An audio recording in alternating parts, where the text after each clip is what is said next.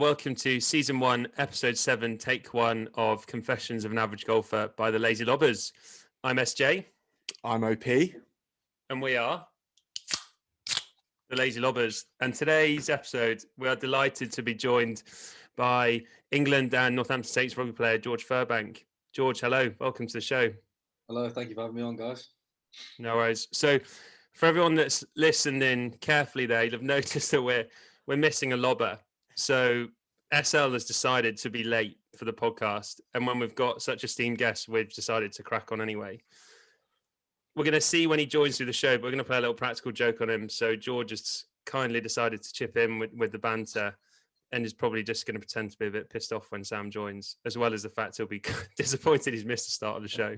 He'll be so gutted that we've started without him, because he's like he really does enjoy what we do, and he loves the podcast every week. It's like his literally what he waits for is the pod.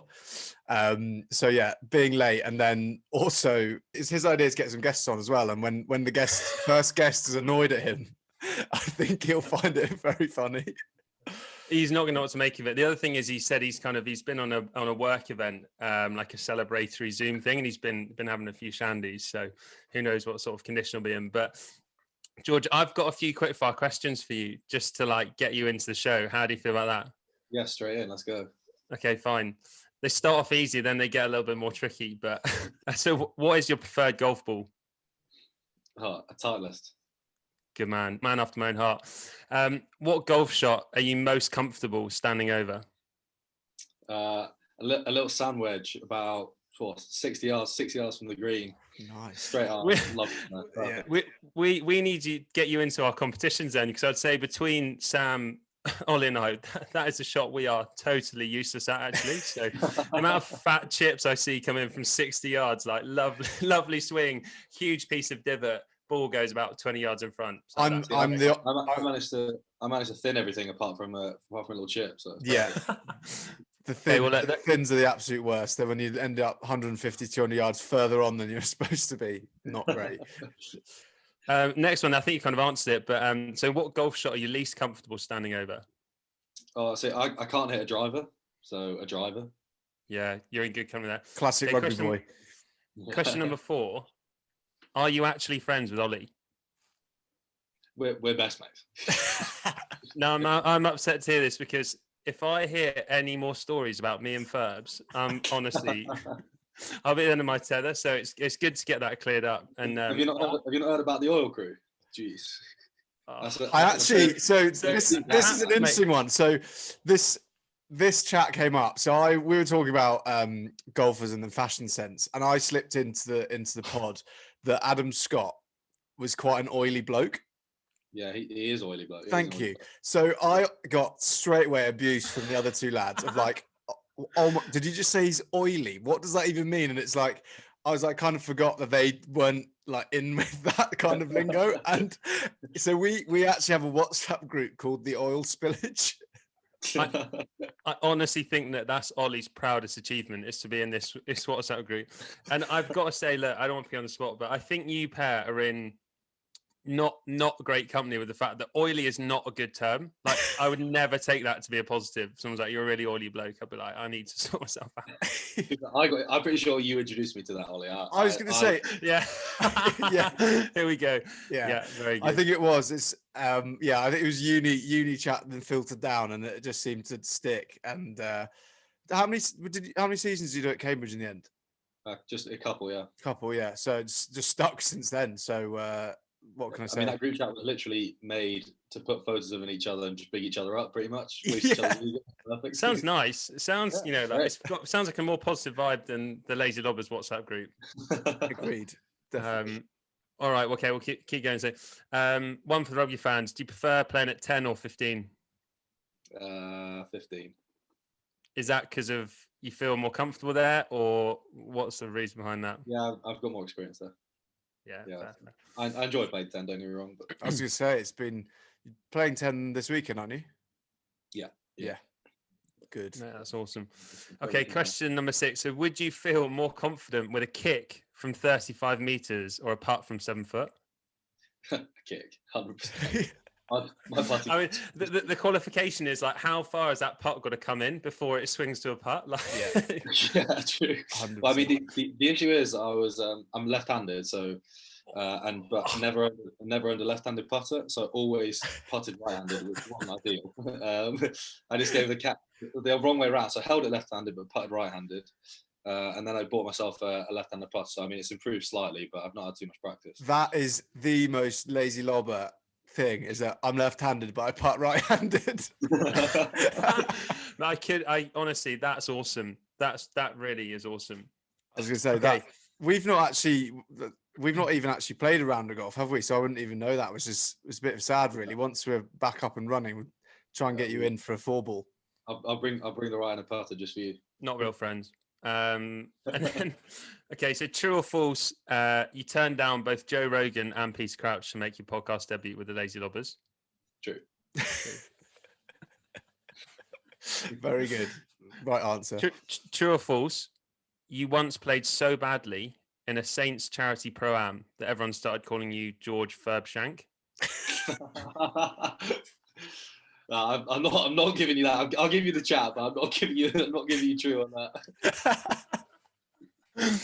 Very good. Very good. Finally, I mean, look, if a difficult one to answer this with any other answer than will come out, I'm sure. But in previous pods, there's been a bit of a debate raging. But who would win in a 100-meter race between me, Ollie, and Sam, who you've never met or seen? Well, I have to go Ollie, don't I? Yeah. I mean, his knees might blow out, but yeah, chocolate knees, exactly. Yeah. Oh dear. Well, to put it in context, Sam Jackson is 6 foot. Is it 8? 6'8", and he's not run full speed since he played third team at Bedford School. And Sam Levy had a kid, and since then has started running his first 5Ks he's ever run in his life in the last couple of weeks. Has he been working on the dad bod? Has he? He has. He won't mind me saying he does. He's quite proud of his dad bod. So we'll see how it goes. It all started from the waste management caddy run. Have you seen that? When the caddies run is 167 yards flat out with tour bags on their back to reach the green, and it's sort of like a sort of all fun games. They literally end up diving onto the green trying to win. It's quite good. That sounds like a good crack. So the question came up who'd be fastest, and then we thought, well, Ollie's obviously got the core strength if there's a tour bag involved, because the rest of us are pretty unfit. But for those that were listening to the podcast, we got a bit carried away on this 100-meter thing, almost with the same passion that we're talking about golf. And actually, my dad emailed and went, just as a bit of feedback for you, 100 meters chat is not relevant, and I suggest you take it out of future podcasts. I was like, okay, fair enough. Always good to get the family support, isn't it?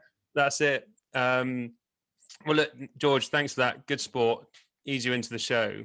Sam's still not here, obviously. I was going to say, what's the time now? Looking at, yeah, he's late for the late. Yeah, he's late for the lateness. Yeah. One thing that I've got to get out there early, and I'm going to give Ollie the benefit of the doubt, right? And I'm going to let Ollie explain this story himself. But if I said to you, George, have you heard of the case of the mistaken identity at Bedfordshire Golf Club story? I mean, I might have heard of it. My memory's not great. So all those bangs to the head, all the concussion protocols. Exactly.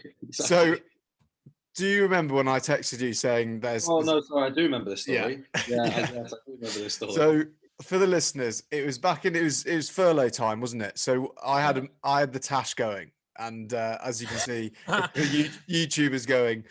Furbs is sporting a tash, and some recent photos you've taken it on. So had the old mustache going. I had an All Blacks hat on, and my Saints waterproof.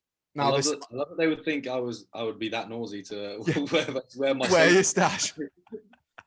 So this guy he comes up and goes in his Irish accent, but I'm not going to do because accents aren't for me. But he basically says that Eddie wouldn't be happy with me, would he? Now I was like, just some sort of chat about me wearing an All Blacks hat and being an English person, and I was like, okay, Yeah. No, won't be happy at all. Yeah, cool. That happens a lot. Sorry to jump in. That sort of like crossing fairways chat happens so much, and it's always horrible, isn't it? Like a horrible bit of small talk when you're on the fairway, and they're like playing well. You're like, oh, not today, and it's you move on. It's horrible. Yeah, bit slow out there today, isn't it? Should we swap holes? Yeah. He ends up saying it a couple more times. I think I had a different hat on the next time. He said, "Oh, did Eddie have a word with you about wearing an All Blacks hat?" And I was just like, I just don't understand what you're talking about. So in the car park, must have been another week later or something, he goes, we're putting clubs in the car, and he goes, "How's pre-season then going, mate?" And I was like, "Oh, well, we actually haven't started over at Cambridge yet, because like it's so early, because obviously you lads much earlier than us." And you could tell his face was just like not quite sure what I was talking about, because obviously I think Saints had probably had some pre-season games or something. Yeah. And then I just kept being like, "Ollie, who's your boyfriend, mate?" Because it was just so full on. I was like, "You're so in there with this guy that you've met briefly as you've swapped fairways." It was just honestly a joke. I was then actually at your barbecue at your house with you and Al, and I got a message going, "Hi Ollie, this is Connor from the golf club. I'm the Irish guy you've been talking to. I'm the Irish guy you've been talking to. I hope you don't mind, but I've got your details from the club secretary, because embarrassingly, I need to apologise for a case of mistaken identity." And he goes, "That's such a well-written text." I know, kind he spent regards. hours composing it for sure. Yeah. When I saw you a few weeks ago, Northampton top, moustache, I thought you were George Furbank. When you mentioned Cambridge, I got confused and then embarrassed, so I thought you might be brothers as you look so similar. It turns out, through some Googling, you've actually played with him. Anyway, apologies for the mistaken identity. Welcome to the club. Horrible. He's really done some research for that message, hasn't he? Yeah.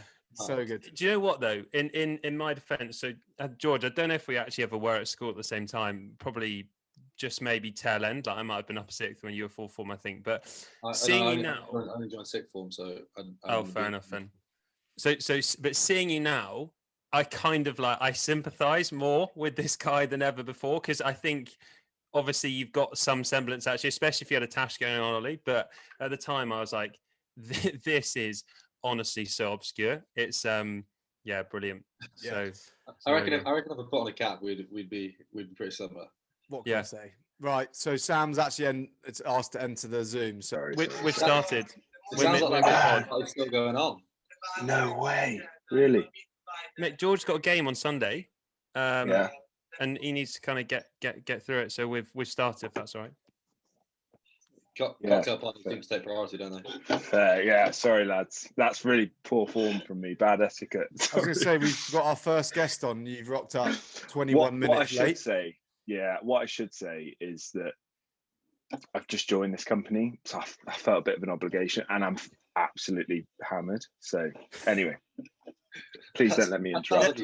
But fair play. Never mind George's time, but that's all right, mate. Yeah, George, what a pleasure to have you. What a pleasure. Yeah. Pleasure to meet you 20 minutes late. You've just upskilled this podcast. Massively. We can't take anything you're saying seriously, because you obviously don't care that much, otherwise you'd been there on time, wouldn't you? No nibble from me. Was the cocktail party worth it?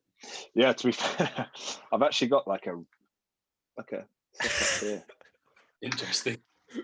But, do you know what's weird at a cocktail party? Have you ever heard this before? They're like 2 kilos of ice. What? That's a lot. 2 kilos of ice. So I went to Waitrose and I was like, 2 kilos of ice, please?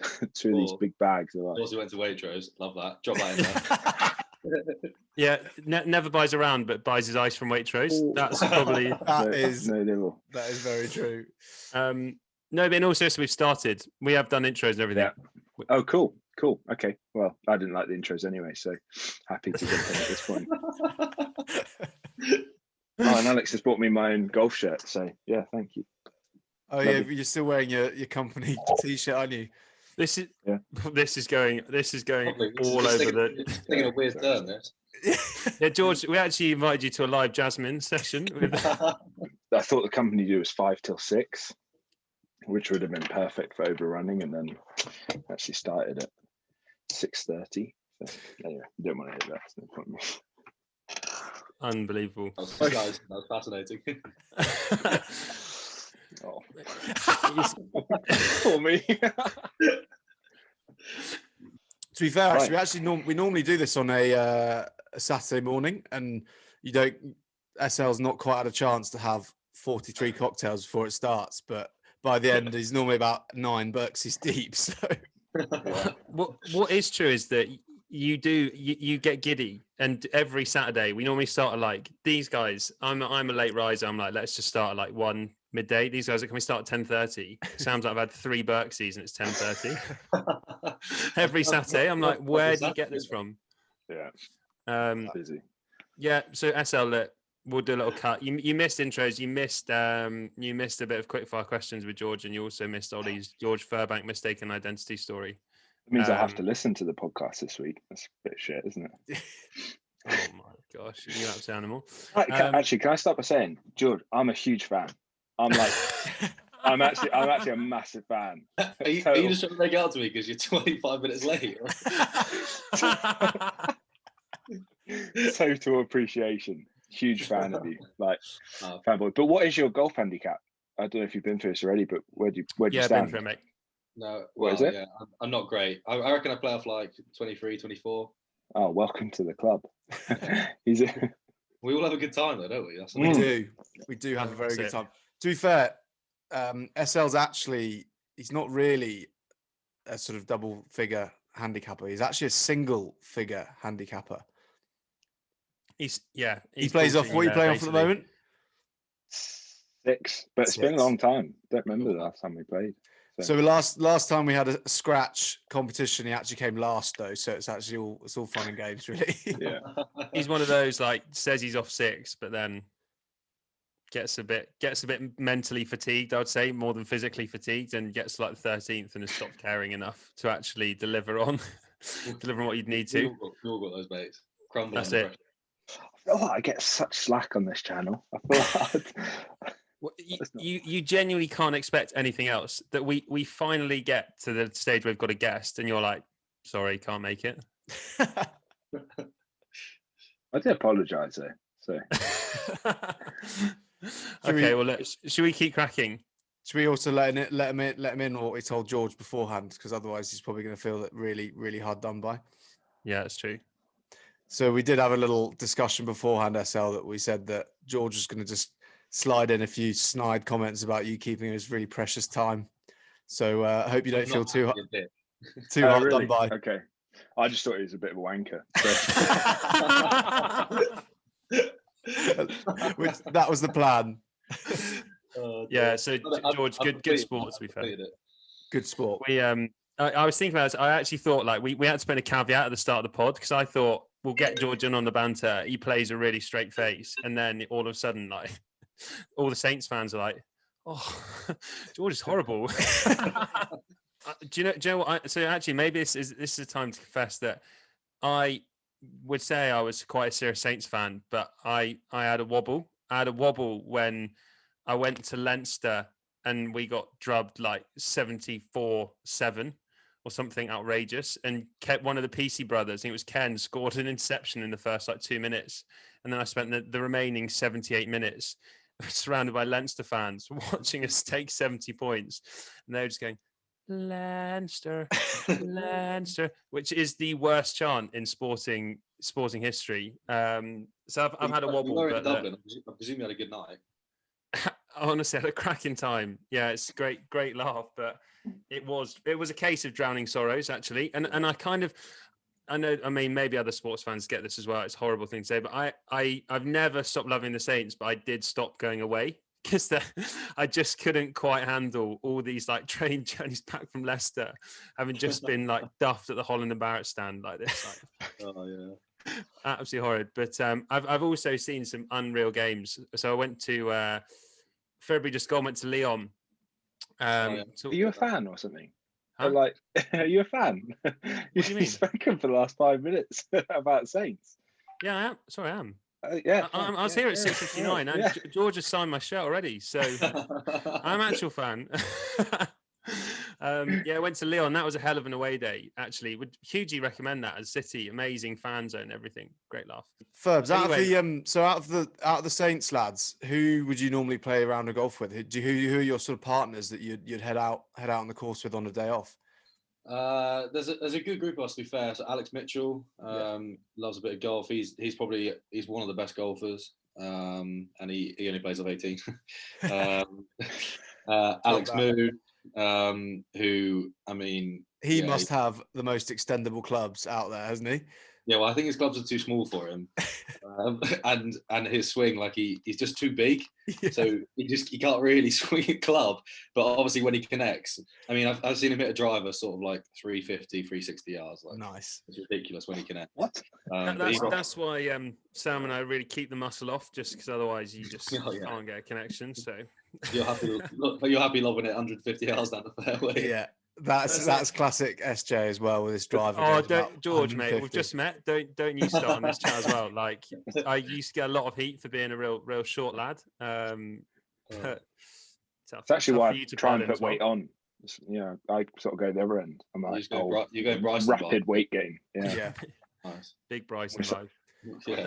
There is quite an interesting sort of thing to talk about with regards to like professional rugby players in golf. They just seem to love it. Like a lot of the lads out in New Zealand play it as well, don't they? Is it because like you guys have a bit of time off throughout the day? It's a bit like, well, what else can you sort of do that's not sort of training? Physically intense. It pretty much is a case of what else can we do?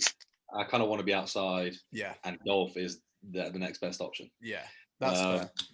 On a day off, we like to play sometimes if we're not too sore from training, and then day after a game or like whatever. Really. Are you a member of a club, or is it just like ad hoc? We've just become members. We were members at a club called Collingtree, but that's sort of closing down, I think. Now we're members of Kingsthorpe, which is like 3-minute drive. Perfect. Nice. Collingtree was quite a nice track, actually. Yeah, Collingtree was quite nice. Yeah. Another OB from school, Alex Wakely. He was with the Saints, the Northampton cricket lads, and they used to get comp membership and stuff there, which is quite cool. Yeah, that's what we had. And then Kingsthorpe's perfect for us now. Kingsthorpe's like, it's the shortest course. I mean, there's some hard holes, but like it's nice and short, which suits my game perfectly. Nice. I used to find, I don't know what, like obviously the standard is a little bit higher with what you lads play, but I used to find playing golf on a Sunday, having played rugby on a Saturday, would feel like I just couldn't swing anything because I was so sore and so stiff. I don't know whether that's like just something that you use just to get out and get out on a good walk and just get around the course. Yeah, I've got 2 knee replacements, so that's true. Shoulder replacements, so. Have to warm those up, don't you? Move them up. Like robot now. Yeah. No, I really like it. Like obviously the first few holes, I mean, my movement is really not very good, but I just like it getting moving, and I think by the end of it, I actually feel better than I did at the start. So no, I do quite like that, to be fair. Yeah, George, I've got a question, which is born out of a rumor that I hear, and the rumor is that Courtney Laws just loves taking everything as serious as he possibly can, even in training. Is there any truth in that? Look, Courtney is the most relaxed man in the world. No truth there. But sorry, I should have been clear on that. But as in, when he's doing contact in training, he is doing full contact as hard as he possibly can. Is that true or not? No. Really? Myth. Busted. He's chilled, I think. I mean, there'll be times where he probably hits you and he actually doesn't mean to hit you that hard, but obviously it's Courtney, so hitting you hard.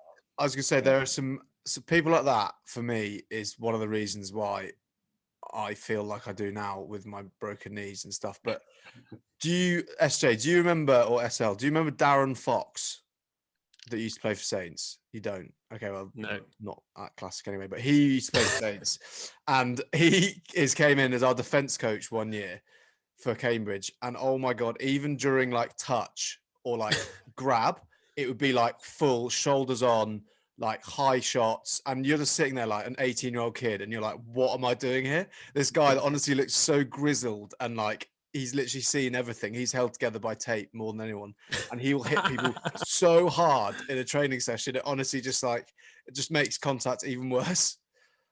Yeah, we've got Dave Ribbons, who he's the one you want to watch out for. Oh, He's really? He's Mr. Full Goo. Yeah. Yeah. He's Mr. Full Goo. I like that. I think that's just Sappers, isn't it? Really, they love it. Actually, George, there's some similarities between us because I used to play fullback as well. So,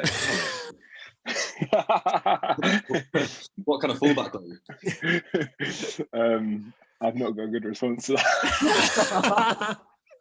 I know there's one there, but let me think on it. So SL actually used to play. You played a bit of fly half for Bedford Blues Academy, didn't you, SL? Not much, but yeah, once upon a time. Back in the day. Not very good. A couple of games, and then they were like, "Nah, don't cut the mustard, mate." Yeah. But I was thinking about specifically Northampton, the winger. I can't remember his name, and I feel really bad. The Fijian. Naravora, yeah. Yeah. Just tell me what goes through your mind when you see him break the line in training and he's like running full whack at you, because genuinely I'd shit my pants. I've never experienced that, thankfully. I tend to be on the same team as him, and if he was running at me, I mean, I'm never going to try and tackle him. I'd give it the old, I'm going to touch you and hope you go down. Do you know what I mean? Yeah, one of those ones, I think. Does Big T go down, no one's expecting it. Does just a training try? Yeah. Does Big T play golf or not? I've not seen him on the golf course. Seen him play golf. Unlikely. No. Did you guys kick into Kevin now all the questions? No, done that was right. Okay. Done it all. No. No, but I suppose we started to do some of the questions. So as you saw, George, we teased on the Instagram that we had a bit of a special guest coming in, and there are a few questions thrown in the mix. Ollie, I don't know if do you want to do Kevin Na first, and then we'll hit the questions up afterwards. George, are you familiar with the game Kevin Na or Kevin Yar? I'm not familiar. You're not familiar. Okay, so the golfer Kevin Na, we decided to make a bit of a game about sort of what things of golf that is a bit of in dispute whether people like it or not. So we came up with the name Kevin Na or Kevin Yar. Nice. So you normally have three things. It's a bit of a discussion, really. So you got to put your name to a Kevin Na or Kevin Yar. So it actually came up on the last podcast, and SJ made his view quite clear. But what do we think of yardage discs? So the discs that are in the ground that tell you they're you're 50 yards away, 100 yards away, 150 yards away. So SJ, do you want to kick us off with your strong opinion? Yeah, it needs clarifying. My issue is not particularly with knowing the yardage to the green. I'm actually quite happy about that. But why make something that tells you how far it is to the green flat and then actually dig it into the ground a little bit and then put it on the floor? It's the only way you can actually find it is if you walk near enough to it that you actually kind of come across it. Why not just have a post at the side of the fairway? So for me, stupid concept. Kevin Na, 1,000,000%. Yeah, that's interesting. That I'm gonna side with you, to be honest. I mean, like you said, why not just have a post? And you made something that if you hit with your ball is also gonna ping off.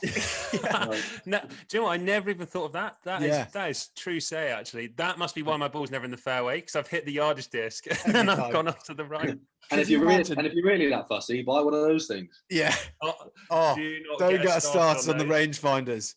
We had a big argument on the rangefinders with me and SJ, both massive Kevin Nars for the rangefinders, and SL sits there with his Garmin, his yardage book, his rangefinder, binoculars. That wasn't your argument. Your argument was we're not good enough to use rangefinders. That was your argument. The issue is you use a rangefinder, find out it's 150 yards away, and then shank it miles left. You're like, well, yeah. I'm not actually King Shanker of this class, so yeah. That's the king of shanking is. I mean, literally, this lad. You say the word shank, and he shanks the ball. There's been 2 occasions when we've been playing together, and I've whispered it to Ollie on the 14th. And then he shanks the ball. What, SJ? Not and me. SJ. Yeah, SJ, thanks. So it's funny you say this, because actually we played a game earlier and George revealed that he once played so badly in a Saints charity pro-am competition that everyone started calling him George Furbank. So It's funny you say about shanking. I bet his mental side is a bit stronger than you. I mean, if I whispered in George's ear and said shank, he would immediately shank it. Unlike you. I would say, actually, it's, I know this is a little bit of a deviation from Kevin R. I'll come back to it, but I was going to say, like, having the mental capacity to take a high ball with 13 blokes sprinting to you as fast as you possibly can must make you a bit mentally resilient to be able to not knob it every time you get let through, or there's someone accidentally watching you on a hole. Because the minute someone watches, I fall to pieces. I'm more chocolatey than Ollie's knees. I just literally melt. I'm so useless. Trust me, that does not help me in the slightest. My mental resilience when it comes to golf is disgraceful. Does it not help? Do you get much, like, any shit on the side of the pitch from any hecklers or fans at all, or not really? Does that come into play in the sort of professional side, or not really? Not really. Well, not that I've heard anyway. I mean, there might be some abuse flying around, but yeah. I mean, the most you get is a ball goes in the air and the crowd go, "Oh!" Yeah, do you hear it? Do you hear it, or do you tune it out? Yeah, you don't tend to hear much, to be fair. Like, yeah. I mean, I'm sure it'll be different when kind of fans are back this time, but you kind of get used to it, really.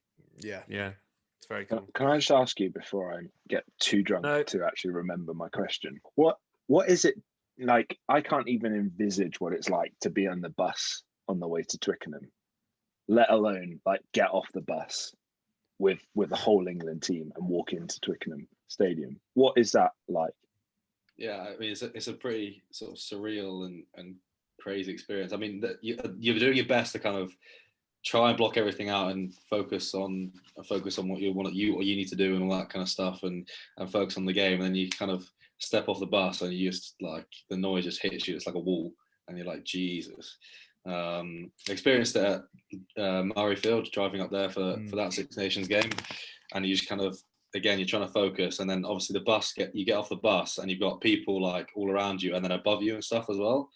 And they're all just shouting Scotland, like ridiculously loud. Even the Leinster fans, they're just there going Scotland. My wife's from Glasgow, actually, and I said, George is coming on our podcast, and she was like, really? Oh, you'll be late for that podcast.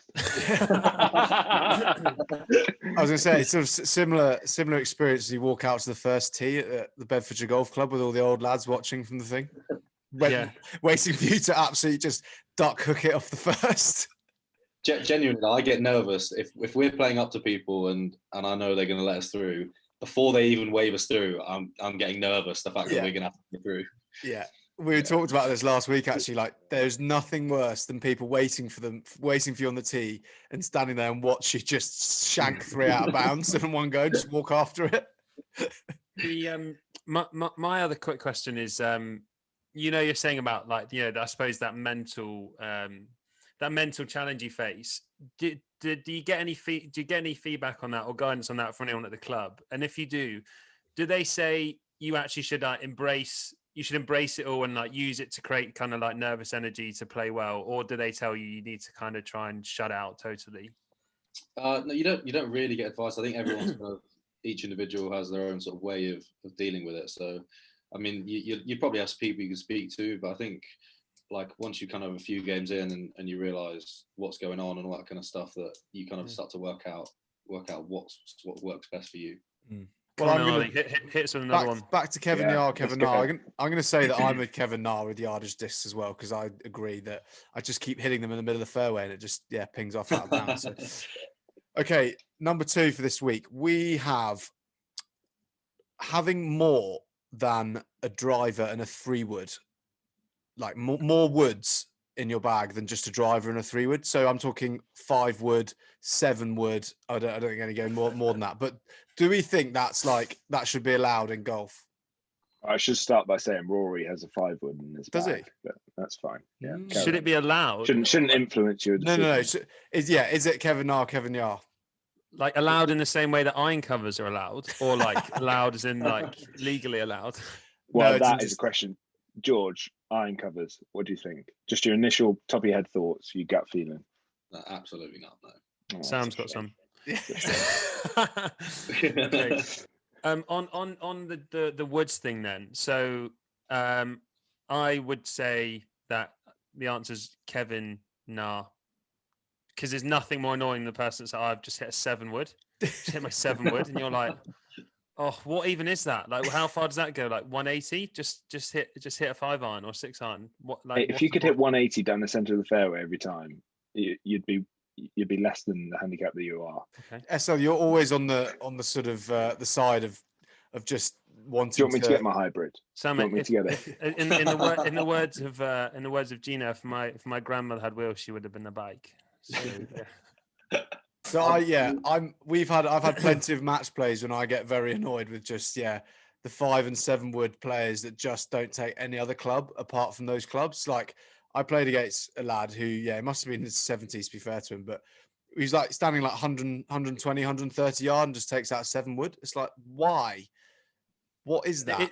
As you say, Ollie, actually, I've got no aversion to the actual club itself. It's the kind of golfer that ends up holding it that is the thing that really irks me about this situation. And it is so consistent, so distressing. Throwing the fact I accidentally tried to buy a 3 wood off eBay and bought some sort of like 3 fairway wood 7 wood thing that I'm a bit bitter and twisted about. But anyway. But how well did you hit that? How well did you hit that? Yeah, it was like 130 yards dead straight up in the air. I'm going to sit on the fence with this. You are? Yeah. Yeah, well, I think it depends on like you said, a lot of it depends on the kind of golfer you are. I mean, unless you're playing in single figure handicaps or you're pretty old. Yeah. I'm talking like 70 plus. Yeah. And then they should not be in your bag. I think so. I think if you're in single figure handicap, you can kind of just do what you want, carry what you want. That's true. Interesting. I mean, look, don't say that too much because we're worried that Sam's going to get that into his head and will start doing whatever he wants, more so than he already does. Do what you want. Turn up to 5 mistakes for a podcast, single figure handicapper. But when you're an average golfer, I mean, what's the need? Just carry your driver and you're sweet. Yeah, I like that a lot. I want to flip George here because I feel like he is on the fence.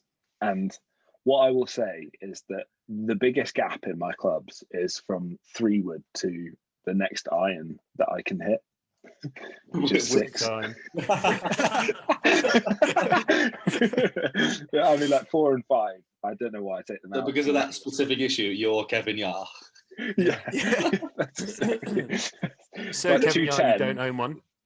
210, my knees quiver. I'm literally sat there like, it is so true. There's a breath of wind as well. It is so true though. For an average golfer, your 3, 4, and your 5 are almost like there's almost no point taking them. Like 5 every now and again, but your 3 and your 4 is just it's not going where you want it to go. Really. Well, do you know what though? So I'm obviously kind of now back in my corner here, but who is genuinely more accurate with a wood than an iron? Like, yeah, I am. You are? No, you're not. Yeah, I am. What, so I absolutely am. So, regardless of length, if we put a track down the middle of the fairway and said, hit it in this track, would you hit an iron or would you hit a wood? Well, no, that's not what you're asking because I hit a pitching wedge more accurately than I do a 6-iron.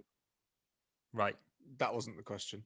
That wasn't the question. But that's the point is the shape of the club head. An iron club head, I think, is designed for better accuracy than a wood is. That might just be me. It's just an opinion, but I don't see them as delivering any accuracy. Not your 3-iron butter knife. My 3-iron is but that is, don't let that cloud you because that's not a normal 3-iron. Like you could just buy yourself a lovely cavity back 3-iron and just hit it nicely down the fairway. You didn't need to. I basically thought, George, I thought I was a lot better than I was when I was younger, and I bought the butteriest of butter knife irons and dogged me for the next 10 years. Did I tell you when I went to the pro shop at our golf club? And I said to the guy, because at the time I was really obsessed with shortening my irons. It wasn't that long ago. It was about 3 months ago, just before the... Watches Bryson have all his clubs the same length for 1 minute and then immediately tries to do the same thing. Yeah. In my head, right? And this does make logical sense. In my head, I can hit my 7-iron incredibly well. If my 4-iron is the same length as my 7-iron, could I hit it as well? Rightly or wrongly, that's what I thought. I went to the guy in the pro shop. I said to him, I was like, can you shorten irons that have been built for not shortening? They've got their shaft and stuff. And he was like, yeah, we can, but we have to look at the loft and stuff. Perhaps you just need a lesson. He was like, I can teach you to hit your 4 and 5 iron. I was like, thanks. He's done you there, to be fair. That's less attractive than me paying £100 for you to shorten my 2 iron. Yeah, that's fair. Okay, Next so one, Ollie. Keep us honest. The last one then. Playing around by yourself. And I know boys at the club who've done it. Really? So when I first started playing golf, I thought I could do a round by myself, and I thought I'd quite enjoy it. I might take a couple of balls out, and then I was faced in the summertime, just gone, with a round by myself because I had planned a 3-ball with a guy called Toby and yours, SL down the bottom. I got a call from Toby saying, sorry, mate, really, really sorry. Work's run over. I can't make it. So I was like, fine, I'll just play a 2-ball with SL. Got to the club on the first tee, 3 minutes before the tee off. He's no show. No idea where he is. Called him. Where are you, mate? You got tee off? Oh, I'm so sorry, mate. I don't even know what the excuse was, but he basically just didn't turn up. Cocktail party? Yeah, cocktail party. That's exactly what it was. No, he phoned me. I was at McDonald's. Was at McDonald's? Sorry, mate. Can't do it. So I thought better plans. This is like 4:15 or something on like a nice Thursday or Friday evening, summer. Enough time for an 18. I was like, I'll head out by myself, just try and see if I can get 18 through. I sliced my first drive, and so I couldn't find it. So I then took a drop, just thought carry on. I ended up with like a 6 or a 7 on a par 4, and I literally just went straight back down the 18th, played the 18th, got in my car, went home. I just couldn't face it. Like, there was no one to laugh about it with. There was no one to like just have a chat with. And yeah, so for me, after that experience, I'm a big Kevin Na for me personally. Yeah, I'm gonna have to join you there, especially for, I mean, what this podcast is about, average golfers. Why would you ever want to go and play golf, go and play around by yourself when you know a lot of your shots you're not going to be hitting that well, and like you said, you've got no one to laugh about it with, no one to chat with, no company. Yeah. And also, the likelihood is you're going to have to play through a lot of people because and we all know how much we hate that, and everyone hates that. So yeah, I'm a big Kevin now. Oh, good man, lads. I'm a Kevin Yar. Are you? Oh, and let me tell you for why. Because of a single handicap.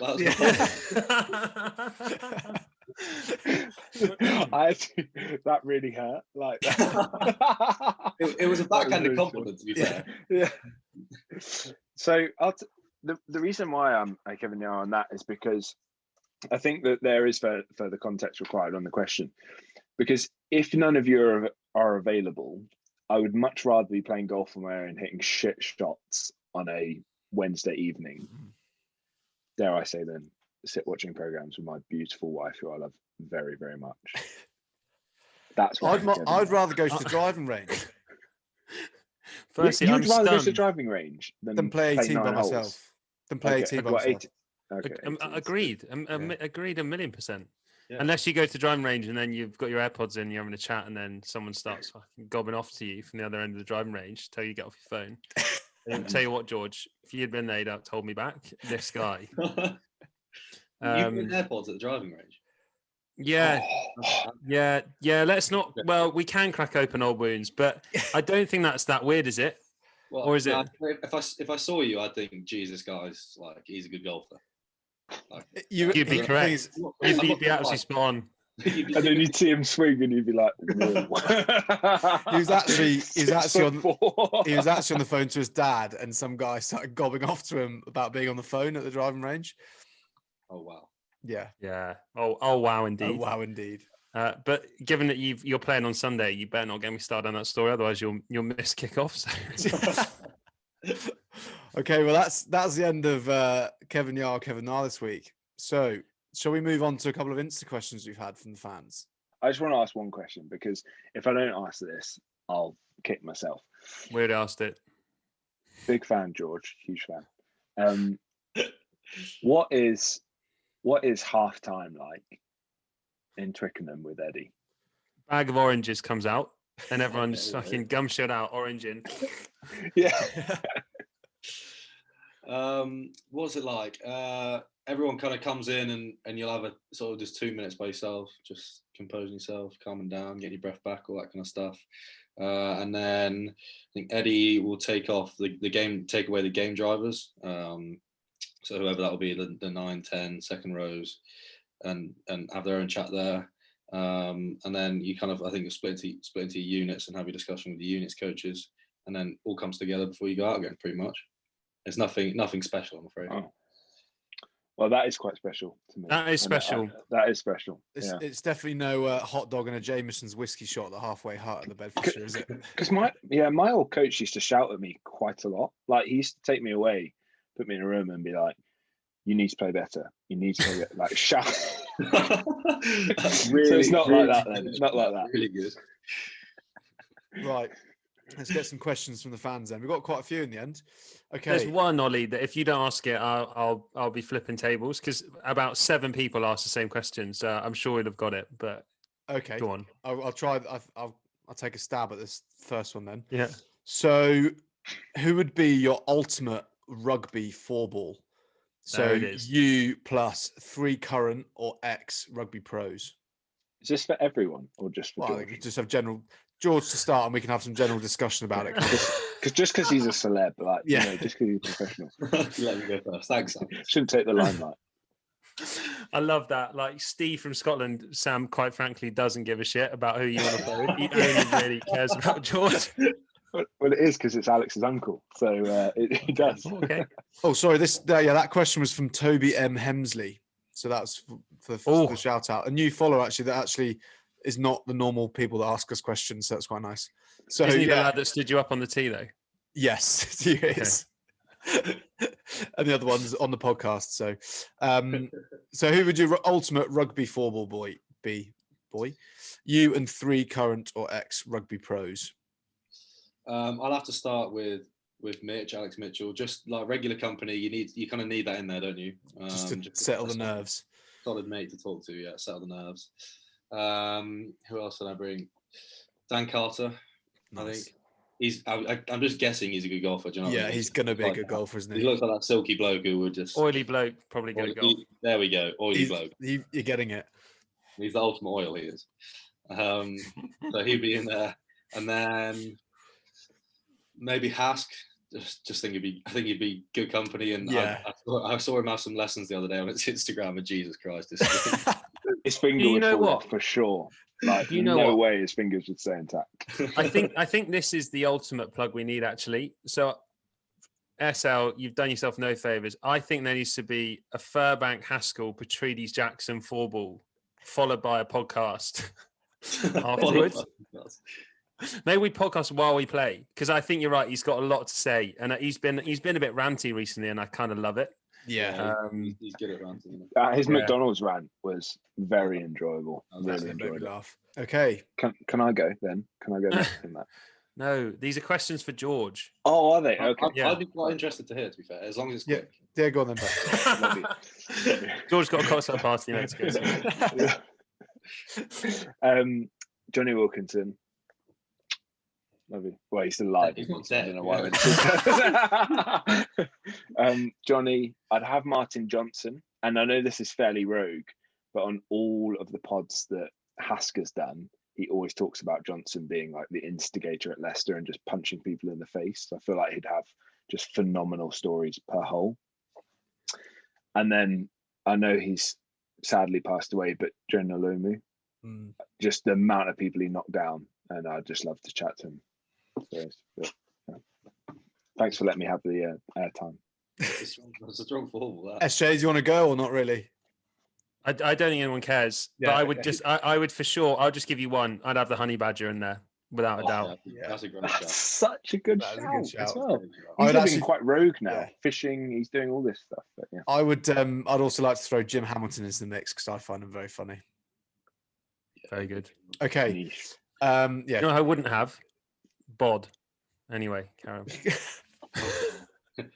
Just a cheap shot of bod and then move on to the next segment. All my Irish colleagues are like this. Huh? It seems like some underlying issues between you and Bod. No, he's just so good. He's just so good, and he just like again. He's just annoying, and because he's so good. He's Sorry, I should say I work for Primark, and obviously their head office in Ireland. So I've got a lot of Irish colleagues that give it a lot of jip. So there is underlying issues then. There is, yeah. Okay, so James Edward Wright. We've got who is the best golfer and the biggest hacker out of all the England rugby squad? I mean, we played one round when I was there on camp, so I don't have much to go off. Faz is pretty good. He's a pretty strong golfer. Jamie George, interesting. Yeah, strong golfer. I actually used to play with Owen Farrell. I wasn't going to bring this up unless someone else brought it up, but now his name's been dropped. I used to play with Owen. What? Golf yeah. or rugby? What? Golf or rugby? Oh, rugby. Harpenden Rugby Club under 11s. Wow. Me and Faz. Let me guess what position you were. Lock. Correct. You came out the womb, didn't you? Came out the womb 5'4". I came out of the womb with a scrum hat on, and the line out tape round his quads. That's it. And the Gilbert ankle high boots. So I say this right. He used to play up an age group, but we were on the same pitch together once, and that's all you need to claim you've played with Owen Farrell. And basically, anytime we're losing, we just like start kicking from anywhere on the pitch. We weren't playing on full-size pitches, and he developed that quickly. He could just kick it from pretty much anywhere from his own 22 outwards. So we just kick it. If in doubt, penalty, post. Actually, on your this is a really good question. Ref, post. This is a good question for everyone on this pod. The best, because everyone's played rugby, the best rugby player you've played with. Go. Should I start actually? Because I thought. Sorry, believe it or not, I haven't played with anyone better than Owen Farrell. So. Right, so that was Owen Farrell. You just asked the question to yourself. Yeah. Should I ask it? Because I had one, so I wanted to tell it. No, move on. Don't care. Edit this out. Don't torture me like this. I have bad dreams tonight. Ben Earl, actually, sorry, I forgot about Ben Earl. Ben Earl plays off like 5, I think. And so who's the worst then? Who's like someone that I guess would try and be up there with the golf lads, but is just not breaking the 36 handicap? There was actually the day we played golf. There was no one who was actually shanking it around apart from Alex Moon, who's at Saints as well. And he was like, he'd given it beans about how far he can hit this driver on the first tee, and like everyone was like, "Geez, he's gonna smoke this. Like he's gonna go way over the green probably." And I've never seen someone hit a driver so far right. Like it was ridiculous how far right he hit it, and everyone was like, "Wow." You just be giving it absolute beans, and then you do that on the first tee. Go on, Ollie, next question then. Next question, Ollie. Are you going to let me? Yeah, go on then. I feel because I feel George will know this. Tom Stevenson. Did you ever play with Tom? Yeah, Steve-O, yeah, great guy. Steve-O to his mates, not Tom. So honestly, he's done you dirty there. Tom was like, I looked at him in the gym once, and I like a fangirl, I looked at him lift the most ridiculous weight for a front squat. And I was like, there's no way you can't get bigger. Like every gym session you do, you're going to be like a kg more than you were when you entered this gym.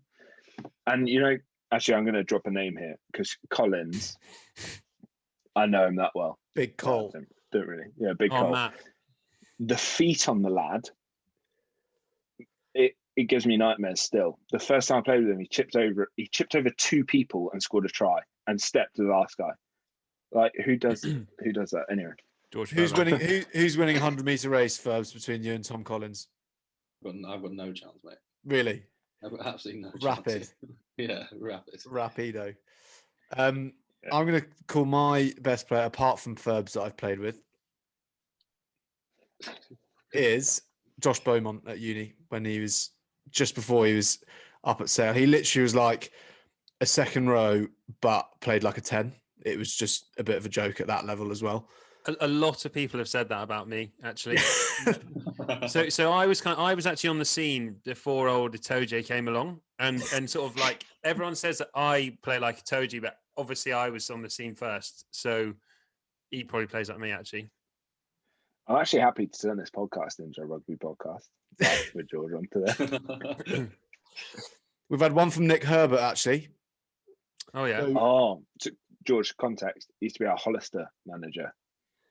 You are very good looking, so Hollister could be a future career. Interesting, actually. The question is actually, who's better looking, Petrides or Furbank? George. So I was sitting over the breakfast table this morning. Don't ask the guy at the golf club; he wouldn't know where to start with that question. So I was actually sitting at the breakfast table with the girlfriend this morning, and I was sorting out the Insta and putting your photo on the Lobber page, and she goes, "Oh yeah, show me the photo again." And I just literally showed it. She goes, "Always a good-looking lad, isn't he?" And I was like, "Yes, he is. He's an oily bloke, real oily bloke." I don't think this oily should catch on. By the way, I don't like it. So what happened before you joined? Furbs, as I'm now calling him, mailmate Furbs, added me to their WhatsApp group, the oil slick, and I'm in there now. It's still oil spillage, but close. Okay, slick would have been better actually, wouldn't it? The oil slick. But anyway, maybe we'll change it. Yeah, well, if that's all the questions, fair play. That was cracking fun. Yeah, George, thanks very much for coming on. Really appreciate you taking the time out to make your podcast debut with us. It's been top fun. We'll probably post it on Monday. Depends how Ollie gets on with the editing. But yeah, and also it's been great having you on. So yeah, thanks very much. I'll have to come join you for a round of golf at some point. Yeah, definitely. Just out of interest, George, knowing what you know about the three of us now, who would win a 100-meter race? We've had this question. Oh, have you? Oh, fuck's sake! That's spooky though. Shows you're in tune. Fair enough. Yeah. What do you reckon, George? Fair enough. I'm still backing Ollie. Really? All right. You should ask Tom Collins when I beat him in the 100-meter race. You should. Just ask Faz next time you see him as well. Just Yeah. Right. Or Jamie Elliott, or any more names? Phone Steve as well. He'll know. He'll definitely know. Well, look, George, thanks for coming on the show. Really appreciate having you on, mate. And as you've just said, George will join us for a 4-ball as soon as we can get back out on the course. So watch out for that. And that's been the end of season 1, episode 7, take 1 of Confessions of an Average Golfer by the Lazy Lobbers. Thanks for listening. Cheers, guys. Bye. Bye.